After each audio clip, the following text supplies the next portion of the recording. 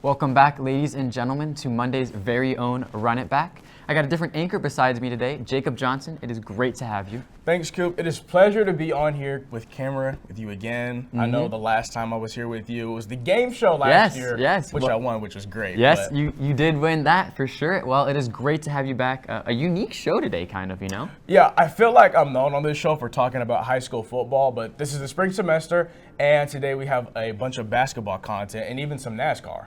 Yeah, let's try to stay away from basketball after that horrendous loss against Utah. Yeah, I just do not know what to think about this team anymore. We win big games, we lose small ones. There's just a big lack of consistency this season. Tell me about it. Well, at least KU baseball is back and starting off to a hot 3-0. Yeah, how about the USA hockey beating Canada? I just love the passion that those two teams brought to the game. Oh my gosh, it was electric. You see the 3 fights in the first 9 seconds? Yeah, that's what I'm talking about. Oh, what a great game to start the game. And right now, USA currently outscoring their opponents 9-2 in the first 2 games. Just great. Make sure to watch America's game tonight when they play Sweden at 7 p.m. But for now, watch Run It Back.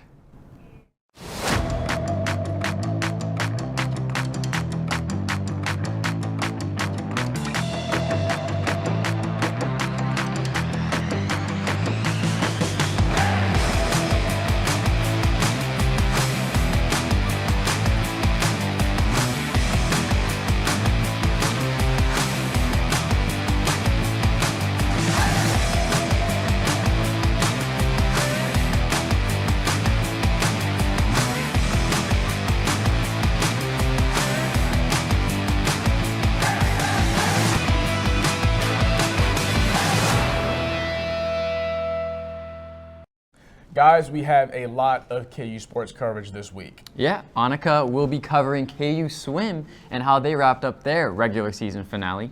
Emmett is also going to give us a breakdown of KU's phenomenal 3-0 start. And what an exciting start. What an exciting weekend for college basketball. For sure. Bianca is going to give us a recap of our Lady Jayhawks loss against Iowa State. Can we win anything?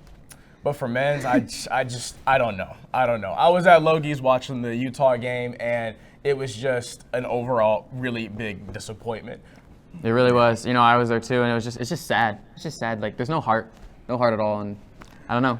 Yeah, hopefully we can get together. But before we talk about men's, Bianca is going to have us with Iowa State. Good evening from Allen Fieldhouse here in Lawrence, Kansas, where the Jayhawks just faced off against the Iowa State Cyclones. Unfortunately, Kansas wasn't able to secure the win, falling to Iowa State with the final score of 80-93. This matchup marked the 101st meeting between the two teams, and coming into today, they were tied with 50 wins each. But Iowa State claimed the 51st victory over KU in a hard-fought battle. Though the Cyclones won, the Jayhawks fought until the final whistle. Leading the charge for KU was Brittany Harshaw, who scored 26 points. Alongside her, Samaya Nichols had a great game with 20 points, and in the process, etched her name into the Kansas record books, surpassing 1,000 career points and the single-season free throw record, hitting 169 free throws on the season. Let's take a look at the action. Harshaw had an incredible performance and was lights out from beyond the arc. She shot 8 for 12 from the three-point line and 9 for 14 on the game. 24 of her 26 points all came from three-pointers. Next, let's look at Amaya Nichols, who also had a great game. She was able to get to the rim and hit some tough shots. Nichols attacked the defense and got to the free throw line 3 times, making 4 out of 5 free throws. Not only did Nichols get to the rim well throughout the game, she was also able to get KU's momentum back up, pulling up for a jumper to cut the lead to 13. The Jayhawks will be back here in Allen Fieldhouse looking to bounce back as they take on UCF this Tuesday, February 18th at 6:30 p.m. That's all for me. Now let's send it over to Annika to catch up on the latest from the KU swim team. The Kansas Swim and Dive team wrapped up its regular season last week with the Jayhawk First Chance meet, held February 14th and 15th at Robinson Natatorium. This event served as a final tune-up for the team before heading into the Big 12 Swimming and Diving Championship. Over the 2-day meet, swimmers took on a mix of traditional and unique race distances, giving them a chance to focus on perfecting the finer details of their technique. With the Big 12 Championships just around the corner, this meet wasn't about racing against other teams, but more about pushing individual performance at the next level. It allowed athletes to zero in on their form, strategy, and race execution ahead of the high-stakes competition to come. A total of 26 Kansas swimmers and divers have qualified to compete at the Big 12 Championships, where they'll go head-to-head with the best in the conference. The highly anticipated event will take place from February 25th through March 1st at the Weyerhaeuser King County Aquatic Center in Federal Way, Washington. Head coach Clark Campbell stressed the importance of the Jayhawk First Chance meet, describing it as the team's final chance to fine-tune their race plans. He said it gives each athlete a chance to clean up a few race details and make adjustments to their preparation for championship swimming. For the coaches, we'll be checking the team's readiness and leading into the meet. With the regular season behind them, the team is now fully focused and ready for the upcoming Big 12 Championships. And now to Emmett with KU basketball. Thanks for the update on the swim team, Annika. Now flipping it over to baseball, the boys made a trip for their first games of the season and are still finishing up in Corpus Christi, Texas. They have one more game tonight, but have gotten off to a hot start against Texas A&M Corpus Christi. The games on Saturday and Sunday were Jayhawk dominated, but the first game got a little too close for the Jayhawks. The game on Friday went into extra innings, and there were no runs in the 9th inning. Once the 10th inning hit, it was East Tennessee State transfer Tommy Barth who had the answer for the Jayhawks. Barth hit a go-ahead 2-run double with bases loaded, giving KU the lead, and that would ultimately seal the deal, and the Jayhawks would win 8-5. On the mound, Dominic Vagel was trying his best to get the dub as he threw for 4 scoreless innings after allowing a run in the first and second innings. Behind his great performance and a big-time play from Barth, the Jayhawks would prevail in their season opener. Vagel is a preseason Big 12 Pitcher of the Year and had a great start for the Jayhawks. After a choppy first game, the second game would be all Jayhawks. The first 4 hitters would get on base for the Jayhawks, and they would score 4 runs each in both of the first and second innings, jumping out to a hot 8-0 run. It was pure domination for the Jayhawks as everyone was getting going. And once the Jayhawks got out to that hot start, it was over from there. And redshirt sophomore Manning West made sure of it on the mound in his Jayhawk debut. He pitched for 5 innings and only gave up 1 run ball, along with no walks and 7 strikeouts. The Jayhawks would play their 3rd out of 4 games this past Saturday, and it's safe to say the Jayhawks are getting used to dominating the field already.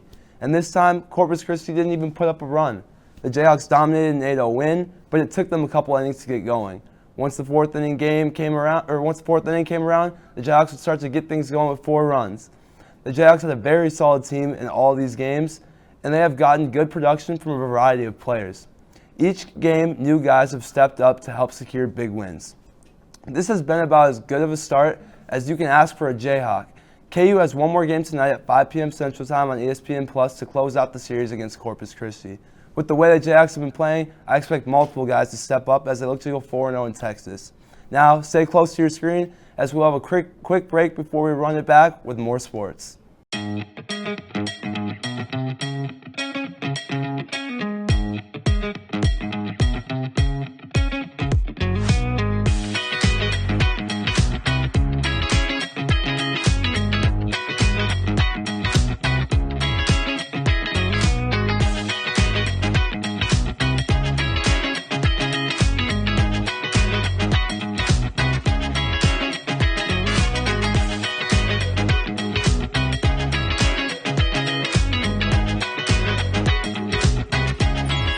National champions deserve a clean campus.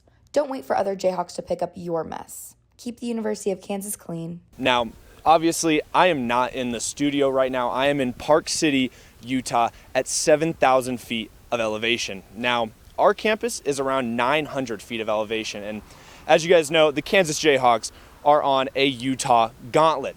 They took on Utah Saturday night, and on Tuesday, they will take on the BYU Cougars. While at higher elevations, it is harder for people to breathe due to the thin air available. Now, imagine playing a basketball game for 40 minutes. Tiring, I know. The back and forth action of basketball games makes for even more of a challenge with less downtime. While at these high altitudes, players may experience faster fatigue, decreased stamina, and as we saw Saturday night, a poor performance. The Jayhawks left for Salt Lake City on Friday with their matchup on Saturday night. This left them around a day to get adjusted to the elevation, and let me tell you, it's no joke. Now, something that will help our Jayhawks battle the fatigue is their deep roster. With having this deep of a roster, Self should constantly be subbing in fresh bodies to give life to the team. You have players like AJ Storr and Flory Badunga coming off the bench that give much needed energy to a tired starting five. Now, it isn't all on the players. Bill Self will need to be smart with his timeouts to give his players breaks when needed. The Jayhawks are set to face the BYU Cougars this Tuesday in Provo, Utah. Now, Provo is a drop down from where I'm at now at around 4,500 feet of elevation. Still, the Jayhawks will need to prepare for that elevation change. Now, I've got to find a way to get off this mountain without slipping. In the meantime, Ben was courtside at the Utah Utes game. Take it away, Ben. Kansas Jayhawks entered Salt Lake City looking for a much-needed road win, but they did not get that today as the Kansas Jayhawks fell short to the Utah Utes in a story that's been happening all season, the Jayhawks playing basketball on the road. From the opening tip at the John M. Huntsman Center, the Jayhawks found themselves playing from behind. Utah came out firing from deep, hitting 3 of their first 4 three-pointers and jumping out to an early lead. Kansas offense, meanwhile, struggled with turnovers and missed opportunities, allowing Utah to control the pace. Despite falling behind double digits in the first half, Kansas clawed back with an 11-0 run. A big three-pointer from Zeke Mayo and a strong inside finish by Hunter Dickinson brought the Jayhawks to within 2 at halftime, 39-37. But as the second half unfolded, familiar issues resurfaced. Rebounding proved to be a major problem, with Utah dominating second chance opportunities. Kansas had another strong run, tying the game in the final minutes, but Utah responded with a clutch shooting down the stretch. A technical foul on Bill Self reflected the frustration that Utah had against the Jayhawks. I thought that there was a blatant miss, and when Juan drove in there and shot the ball under the backboard on an uncontested layup, I thought that was a missed call. And it was, I deserved it. I mean, Darren's a good official, and he popped me. So I didn't actually really want it though. But I think we were down like 10 or 11 at the time. Kansas still had a shot to close the gap in the final minutes after Hunter Dickinson hit a 3 to cut Utah's lead to 5. But missed opportunities and late game fouls sealed their fate as the Utah Utes hit free throws to put the game away. Final score, Utah 74, Kansas 67. Kansas just shot 35% in the second half and struggled at the free throw line, only making 62% of their attempts. Utah's Gabe Madison led all scorers with 24 points, while DeJuan Harris placed Kansas with 14. The Jayhawks were out-rebounded 46-36, a recurring issue that's haunted them all season on the road. Yeah, I think, a lot of their shots were long shots, so that led to a lot of long rebounds. I think offensive rebounds, turnovers, and then probably just guarding, the three-point line. Actually, I think we guard the three-point line out. Not too bad, actually. I think, probably just turnovers and offensive rebounds is probably why we lost. The road trip's not quite over yet, as this Tuesday, Kansas will play BYU in Provo, Utah, and that'll surely be a test for Kansas's away game struggles. I'm Benjamin Voskov reporting for Run It Back. It is apparently going to snow tomorrow, and as for you soccer fans headed out to KC, you better bundle up. Speaking of soccer, or football, as some say, Emma Noble will be going over the Champions League. Cooper, I got a question for you. Yep. What do you think is more popular, football or football? Football. Oh. American football or football? Well, worldwide, I would say the football, but if we're going off of just in America, obviously American football, definitely. Yeah. I know we got 66 days till the NFL draft, and it couldn't come any sooner. But Yeah, I know. luckily, we will get a little taste of it as Jude and Olivier will be going over quarterback prospects. And after that, Attica will be breaking down the new and interesting All-Star game. Hey, but before all that, how about we go to Emma Noble with the Champions League? Yeah, that's right, boys. Welcome to your Champions League update. I'm here today to break down all the soccer action from halfway across the world in Europe as the knockout rounds in the action-packed tournament are in full swing. And we've already seen some big-time matchups, so let's dive right in. First, we're going to start with the classic in Glasgow. Bayern Munich traveled to face Celtic, and what a game. Bayern, as expected, dominated possession, but Celtic put up a strong fight. In the end, goals from Michael Olise and Harry Kane secured a 2-1 victory for the German Giants. But don't count Celtic out just yet. The second leg in Munich promises even more energy and now even some revenge. Meanwhile, over in Rotterdam, Feyenoord made history.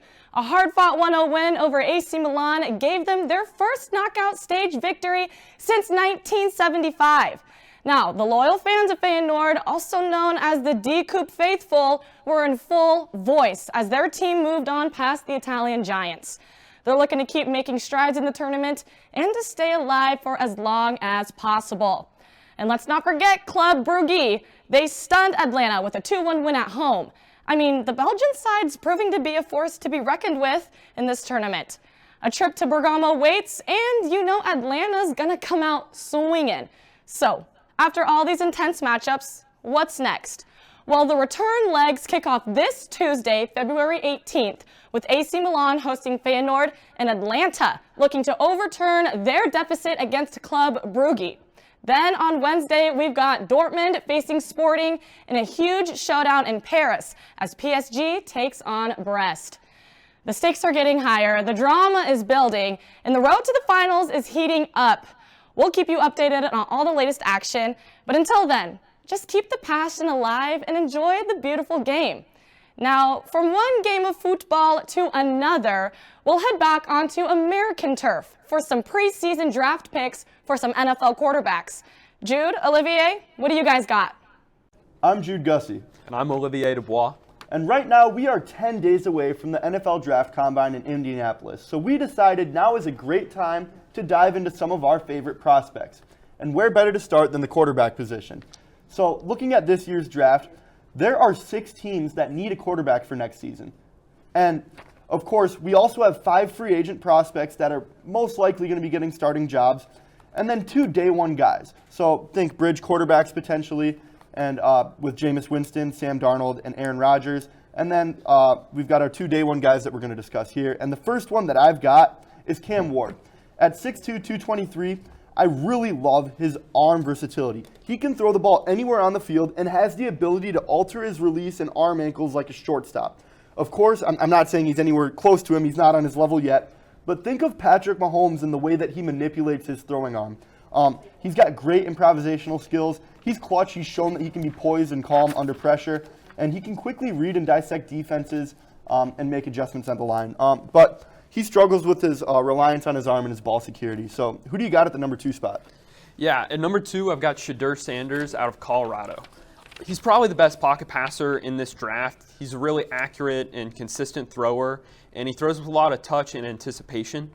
He reads defenses pretty well, and he throws to all areas of the field consistently. When he's extending plays, he does a really good job of keeping his eyes downfield, and he never seems to lose his poise, no matter how many times he gets hit, which was a lot sometimes this season. In terms of some of his drawbacks as a prospect, he's athletic enough to be mobile, but at the NFL level, I don't see him being able to outrun guys or make guys miss in the open field consistently. He took 94 sacks in 2 years at Colorado. And that's partially on the O-line, but he just holds onto the ball too long sometimes. His arm strength also is not great.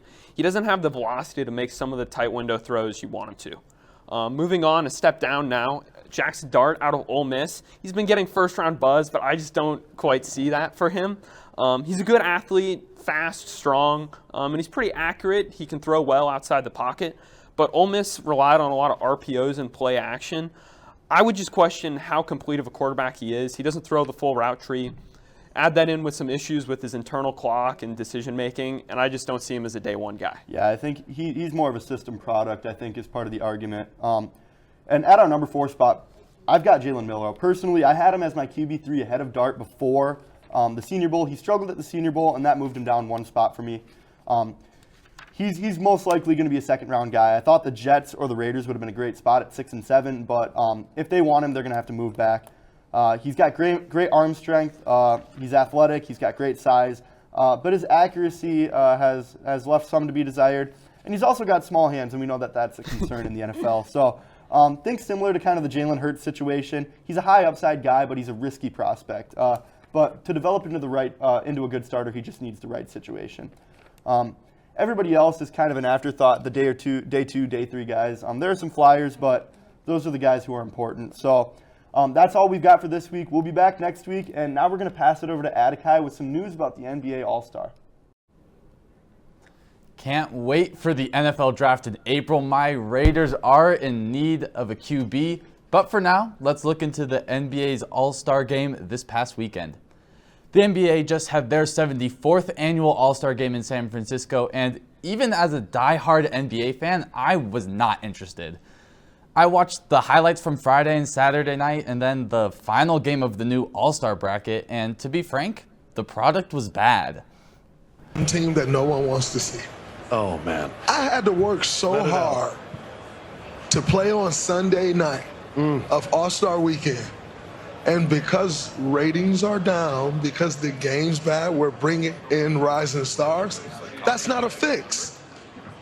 I never played in the Rising Stars game. My first 2 years, I didn't touch that game. And these guys get to touch the All-Star floor? When All-Stars are on the court, now it's the All-Star court. Those guys did not make the All-Star team. To be playing in the All-Star game and you did not make the All-Star team is absurd. And as polarizing as Draymond can be, I think he's right. The Rising Stars don't belong in the All-Star game, but this issue is bigger than that. Players over the last few years have said that they don't want to try in the All-Star game, and that attitude just bleeds into the entire weekend. For instance, the skills challenge was a joke. Chris Paul and Victor Wembanyama made fools of themselves, and their product from Saturday can't be called a skill. I don't think the skills challenge was ever enticing as a fan, and if the players aren't going to take the event seriously, they should just remove it completely. And as much fun as Mac McClung's dunks were while winning his third straight dunk contest, I want to watch LeBron, Ja Morant, and Zion throw down their best. Replicating Blake Griffin's 2011 dunk contest winning dunk was epic, and his other dunks were spectacular as well. But I didn't even tune in because the event takes so long, over half the attempts aren't made, and there are no big names to watch. The NBA needs to figure out how to incentivize players to compete in the event around All-Star Weekend.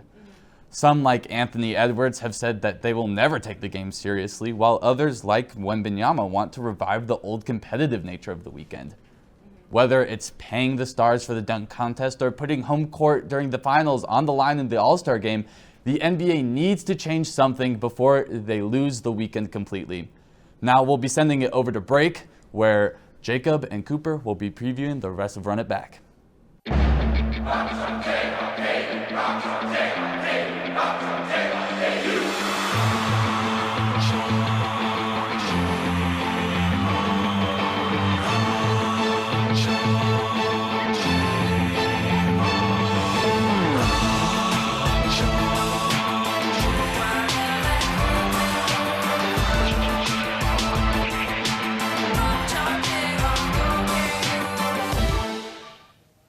Welcome back, and I don't know about you, but Cars was my favorite Pixar movie back in the day, Coop. So I'm excited to see that Trevor has got some NASCAR news for us today. Yeah, life is a highway. Sadly, the Daytona 500 did suffer some traffic as it encountered 2 weather delays totaling over 3.5 hours.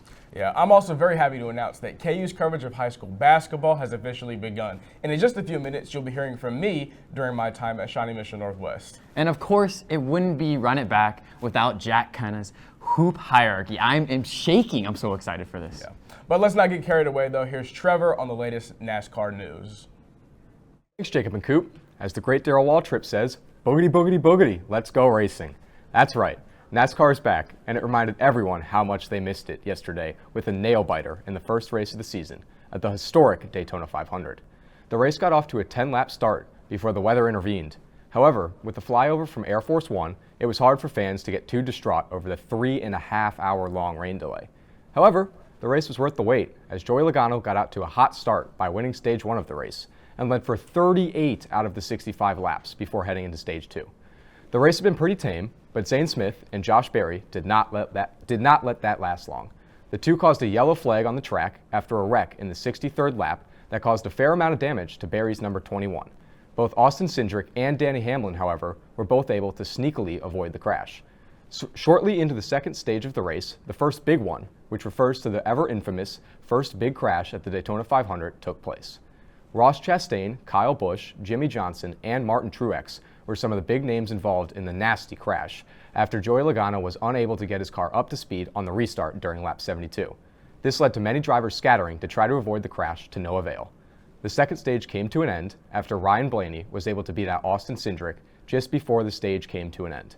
This was a huge moral victory for Blaney as he was able to hold the pole position headed into the final stage for a shot at his first ever Daytona 500 victory. The Daytona 500, however, is infamous for its crashes that often take place during the final 10 laps of the race, and this year was no exception. With 15 laps to go, Ryan Preece got flipped upside down during a massive pileup that started with the race leader at the time, Christopher Bell. The crash took big names such as Joey Logano, Ryan Blaney, and Chase Elliott out of the running for the first race of the season. Preece was involved in a crash previously that sent him upside down at Daytona just last year in what's become a tradition for him. To finish the wild night of racing out, on the final lap, William Byron was able to come from behind and win his second Daytona 500 to go back-to-back for the first time since Denny Hamlin in 2019 and 2020. With the NASCAR season in full swing, make sure to tune in to the Ambetter Health 400 on Fox next Sunday to catch some more exciting racing. From a season that's just starting up to a season that's winding down, let's hear from Jacob about some high school basketball. Ladies and gentlemen, we are finally back with some major high school sports news. And as you can tell, of course, we are in basketball season. Now today, we are recapping the matchup of the season featuring undefeated Shawnee Mission South taking on the reigning state champions, Shawnee Mission Northwest. And let me tell you, this game did not disappoint. Northwest beat South 79-68. Now, the guy that immediately stood out to me was the big 7'1" junior Ethan Taylor, who is just a force not to be reckoned with.